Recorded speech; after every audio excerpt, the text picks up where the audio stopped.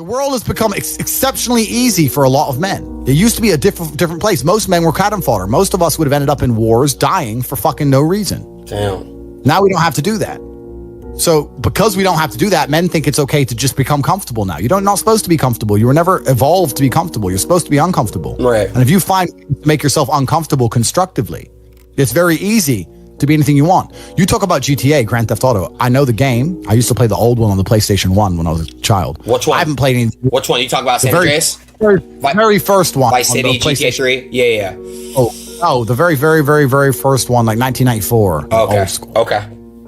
But I've never played any of those games, but I find it amazing that people will sit there and spend all their time upgrading that character, making as much money as they can, getting the best guns, getting strong, getting some hoes, meeting important people, getting the best car. They'll do all that in a game, but they won't do it in real life. I find that incredible.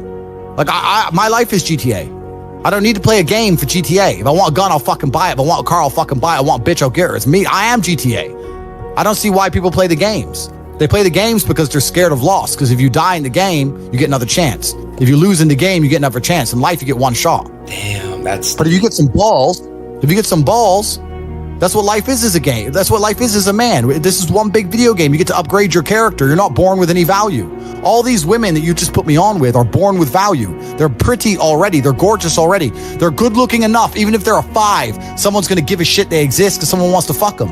As a man, if you don't make yourself valuable, you have no value. You have to get up and do it. Just like a video game, you start with fucking 0. You have to decide if you want to complete it. You have to upgrade your character. So I find it amazing that men are going to play video games and fuck about and waste their time instead of upgrading their character. Everyone knows what to do. You know what you have to do. You're right. If you had to become the most dangerous, intelligent, respectable man on the planet, you know you're supposed to go to the gym. You know you're supposed to train, learn how to fight. You know all these things.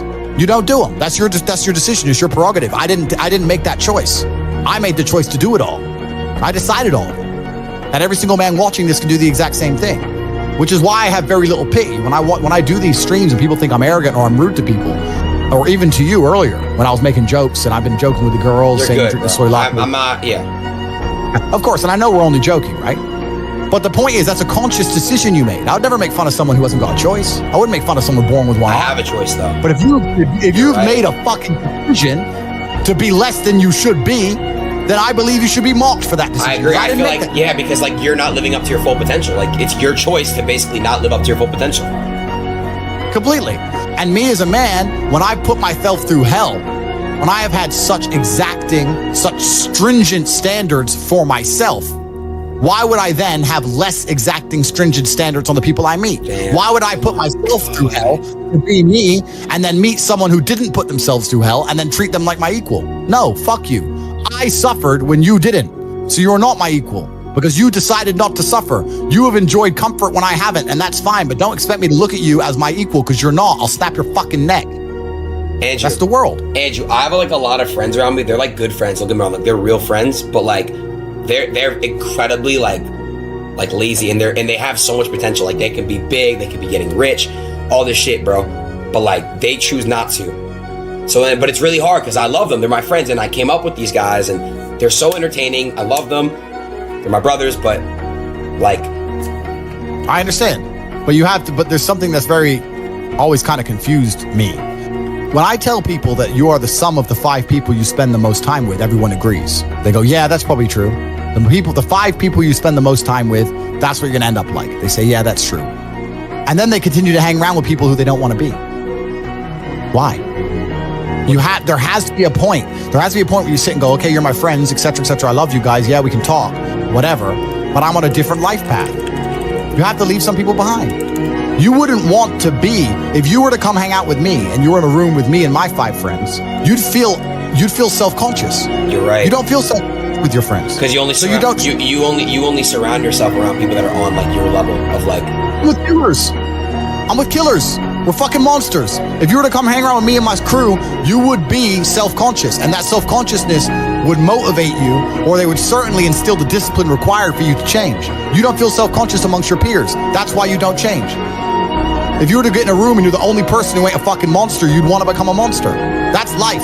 That's humanity. So I say this to people all the time. If you know you're the sum of the 5 people you hang around with, why you hang around with people you don't want to be? Nah, it's true, bro. I'm gonna tell you why, right? I was Do you know who I Show Speed is? No.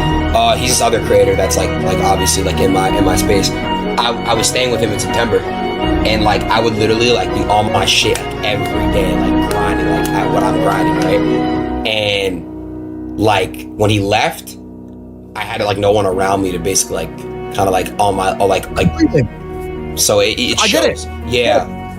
And that's why I live in a competitive environment. I live with my brother, my cousin. I live with men. We have a big house. We could all afford fucking 10 houses each. We live together on purpose. If my brother does 500 push-ups, I ain't gonna be the bitch at the house. I ain't gonna not do them. Right.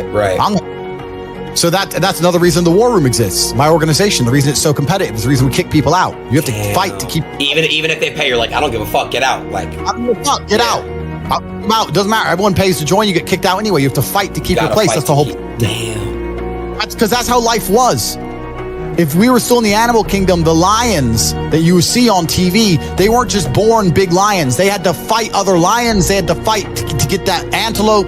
They had to fight other animals, hyenas, jackals. They had to fight to be the boss. We live in a comfortable world now where people think, oh, it doesn't matter. But you know what? To some degree, it does matter. It does matter. And I'll tell you who it matters to. It matters to your soul and it matters to God. I stand in the mirror with a pure heart.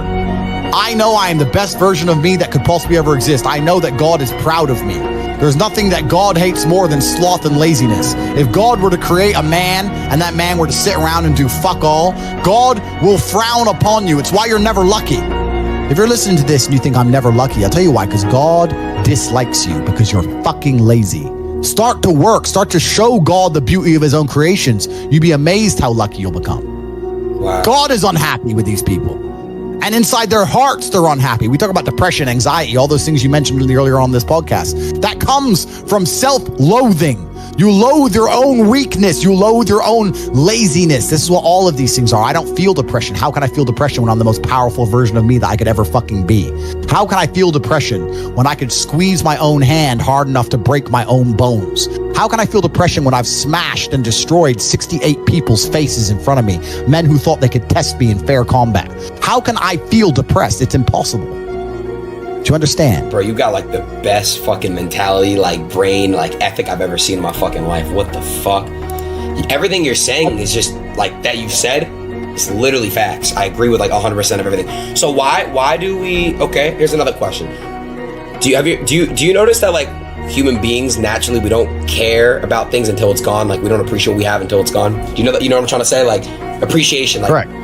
Why is that? Why do you think that? And do you feel that way? Like, are you very grateful? Are you appreciate what you have? Like, you know how to speak on that? Yeah, that's a mental trick. You have to rewire your brain. That's one of the things you have to rewire your brain to do. And the reason your brain needs to be rewired is because anyone who is watching this stream below the age of 30, your brain is already broken. And I'll tell you it's broken. I'll tell you why. Watch your friends when they're on TikTok.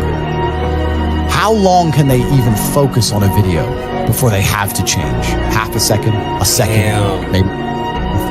All of your minds are broken. You can't even focus on anything anymore. You're right. You are constantly distracted to the point where you can't even appreciate the good things in your life. You're distracted. Your minds are broken. You need to rewire your mind and resist the slave programming. How? They have programmed. I'll tell you how. First thing you have to do is identify it. You have to identify what is happening to you. I use my mind to break the trap. What I do is I allow my enemy to manipulate me on purpose. And then I use my mind to break the trap and punish the perpetrators. I will sit on TikTok for a day and I'll just enjoy TikTok. And by the end of the day, I'll watch myself. How quickly I'm looking to be entertained, how little time I give a video, how fucked up I am. And then I'll blink and I'll cure my fucking brain. You must allow yourself to be manipulated and you must fix it. All of it. You just talked about not appreciating the things you have. Then blink and cure your brain. It's a conscious decision. You're letting other people control your mind. All distraction. The Matrix is trying to control your mind. They're very good at it. That's what they do to control all of us. You have to break the trap. If you cannot control your own mind, let me make this point because it's extremely important.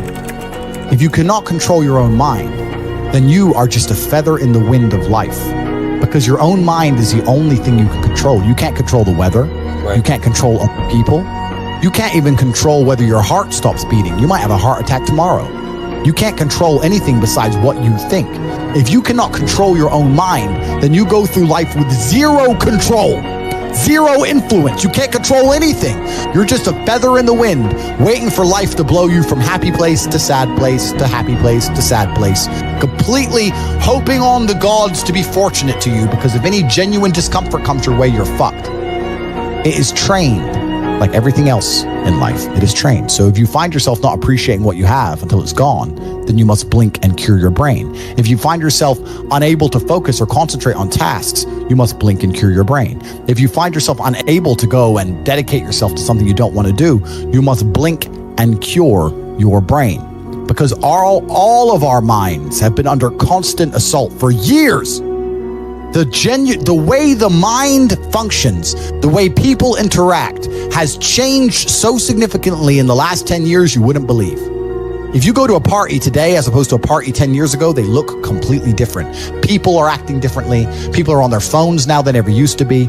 Even now, people will go to places only to get an Instagram picture, even if they don't enjoy the place. Wow. It's all about pretending they're having fun as opposed to actually having fun. The entire paradigm of society and how we interact has now changed.